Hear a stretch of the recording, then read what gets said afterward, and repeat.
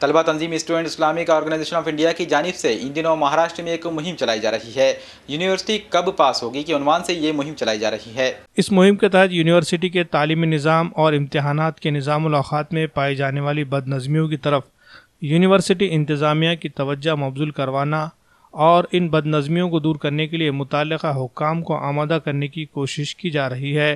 اس سلسلے میں S I O Nanded unit صدر محمد زاہد اور ان کے دیگر ساتھیوں نے ایک وفد کی شکل میں یونیورسٹی کا دورہ کیا۔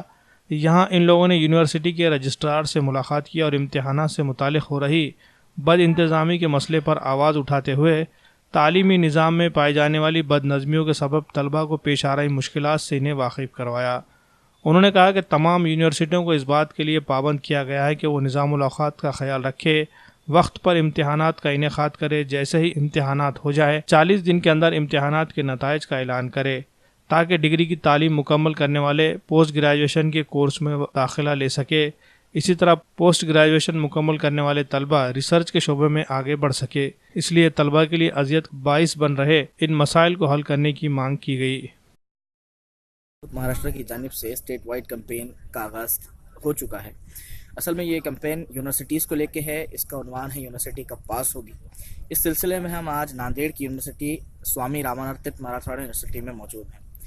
یہاں پر آ کر ہم نے وی سی سے ملاقات کی، رجسٹرار سے ملاقات کی اور ان کو اس کیمپین کو لے کے جو چیزیں ہم ڈیمانڈ کر رہی ہے ایس آئی او، اس کے تعلق سے جو ہے ان سے گفتگو کی۔ پہلا مدعا دراصل ہمارا یہ ہے کہ جو ریولیوشن کا پیپر ہوتا ہے، ریولیوشن کے پیپر کے اندر جو مسائل کھڑے ہو رہے ہیں آج کل یونیورسٹیز میں، تو ہم یہ چاہتے ہیں کہ ریویلیوٹ ہونے کے بعد، ری ویلیویٹ ہونے کے بعد اسٹوڈنٹ کو ان کی فیس واپس کی جائے اگر وہ پاس ہوتے ہیں تو۔ دوسرا یہ ہے کہ 45 دن کے اندر رزلٹ لگا دیے جائیں تاکہ اسٹوڈنٹس کو آگے کے ڈیسیجن لینے میں آسانی ہو۔ اس کے علاوہ کئی مدعے مینجمنٹ کو لے کے، اکیڈمک کیلنڈر کو لے کے ڈسکس کیے گئے۔